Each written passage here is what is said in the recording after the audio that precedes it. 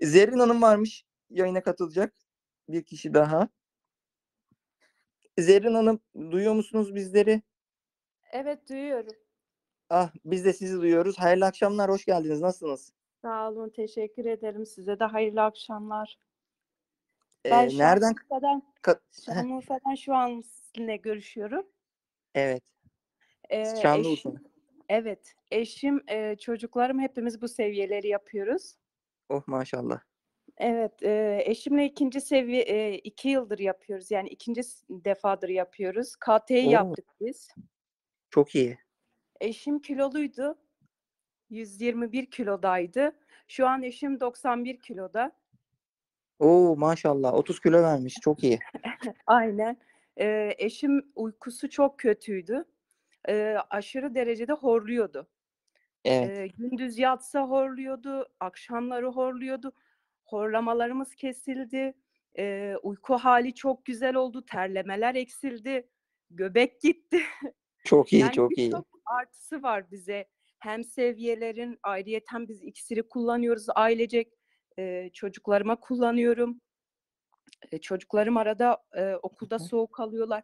Onlara içiriyorum. Yani etkisi, güzellikleri çok fazla. Kelimeler Maşallah. yetmiyor size. Gerçekten kelimeler kifayetsiz kalıyor. Size anlatamıyorum. O kadar çok etkisini gördük. Ben bu KT'ye girersem 3. KT'm olacak. Oo süper. Ben de kiloluydum. 94'leri bulmuştum ben. Hı hı. Şu an 73'lerdeyim. Oh maşallah. Siz Evet. ailece yaptınız. Yani karı koca birlikte yaptınız o zaman. Bu çok güzel. Evet, çocuklarım da yapıyor Ha, seviyeleri. çocuklar da yapıyor. Süper. Büyük kızım 17 yaşında. Onun bir küçüğü 14, onun bir küçüğü 12. Onlara da yaptırıyorum.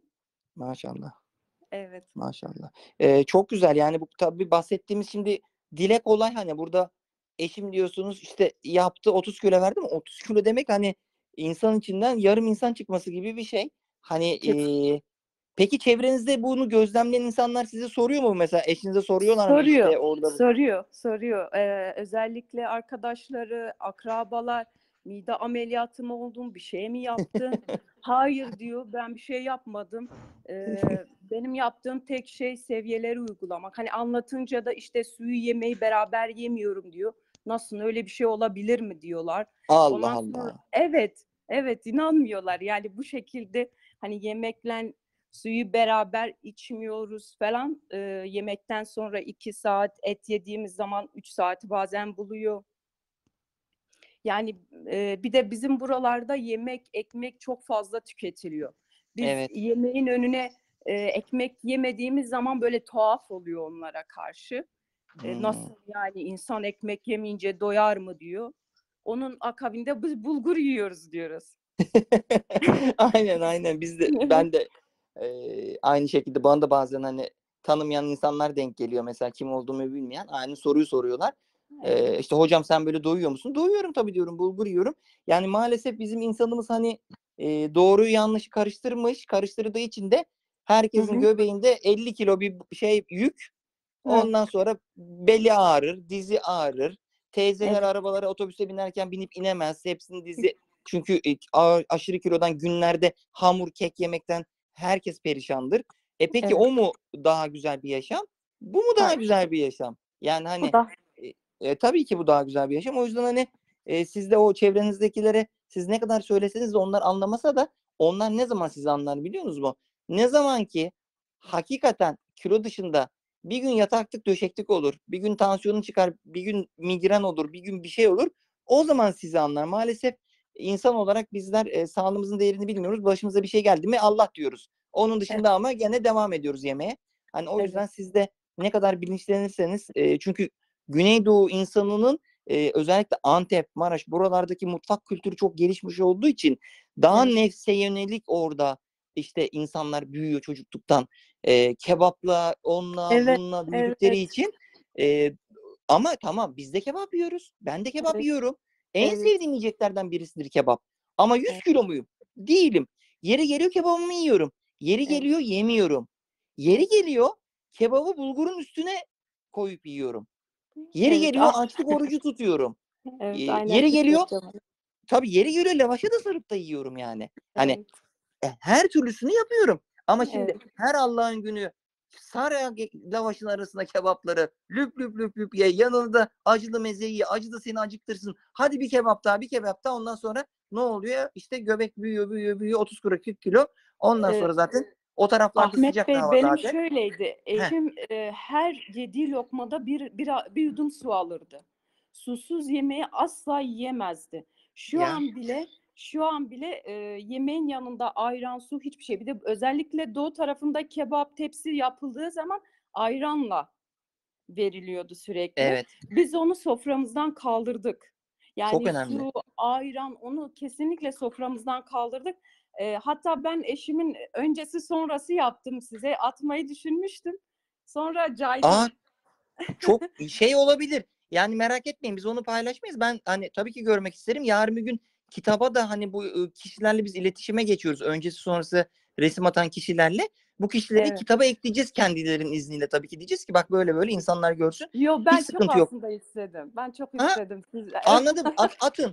Atın. Selma Hanım'a atın onu. Diğer ekip arkadaşların da olabilir. Atın. Bu arada Ha, hani sizle konuşunca da aklıma şu geldi. Aslında bir böyle Türkiye'de böyle bütün seviyeleri yapan kişilere aslında yaz olacak. Yani yaza denk gelecek. evet, Böyle Güneydoğu'da bir gün yapacağız. Serbest güne denk getireceğiz onu. İşte evet. Urfa olur, Antep olur, Hatay Ha, sofrası olur. bekleriz. Herkes orada Bekleriz. buluşacak böyle. Orada güzel hepimiz seviyelere uygun böyle mangal yapacağız. Lavaşımızı da yiyeceğiz. Serbest gün olacak çünkü. Evet. Şimdi insanın da hani gerçekten hoşuna giden şeyler. Ben çok severim oraların mutfağını. Ama dediğim gibi ben lavaş içinde de yerim. Bulgurla da yerim. Yeri gelir açlık orucu da yaparım. O yüzden o insanların her gün yiyenlerinden daha fazla tat alırım. Hem daha sağlıklı yaşarım hem de mutlu mesut yaşarım. Evet. Zerrin Hanım çok teşekkür ediyorum yayına Ben katıldığınız için. teşekkür ederim hocam. Özellikle iksiriniz için gerçekten Rabbim size uzun ömür versin, evladınızı bağışlasın. Sizler hep Amin var inşallah. olun inşallah. Çünkü İnşallah. iksirin bize faydası o kadar çok oldu ki anlatamam size. Benim 4 tane elinizden öper çocuğum var. Ben Maşallah. özellikle her ay 2 tane istetiyorum. Ki iksir olduğundan beridir benim çocuklarım doktor görmedi. Biz 1,5 yıla yakındır yani iksir çıktığı günden beridir kullanıyoruz. Elhamdülillah doktora Elhamdülillah. gitmedik, iğne yapmadık, hap yemedik, şurup içmedik. Bunu yani canı gönülden herkese tavsiye ediyorum ki herkes alsın. Gerçekten iksirin faydası çok fazla. Hani belki benim içimde neler onarmıştır onu bilemem ama çok güzel. Gerçekten Anladım. harika. Benim 3 kız çocuğum elhamdülillah 1 yıldan fazladır doktora gitmemişler. Elhamdülillah. Hani ben Çok güzel. size bunu söyleyeyim. Çok sağ olun. Çok teşekkür ederim. İyi ki Sizler de sağ olun. varsınız. Allah İyi razı ki olsun. varsınız hocam. Dualarınızı eksik etmeyin. Çocukların da gözlerinden öpüyorum. Ee, Ellerinizden öper. Çok teşekkür ederim. Eşimin de selamları var. ve aleyküm selam ve aleyküm selam. Siz de selamlarımı iletin. İnşallah yarın bir gün bir doğu turuna çıktığımızda sizlerle de tanışacağız. Başımız üstüne hocam. Bekleriz Urfa'mıza. Allah'a emanet olun. Çok teşekkür ederim. Siz de Allah'a emanet olun. Hayırlı geceler inşallah. Sağ olun.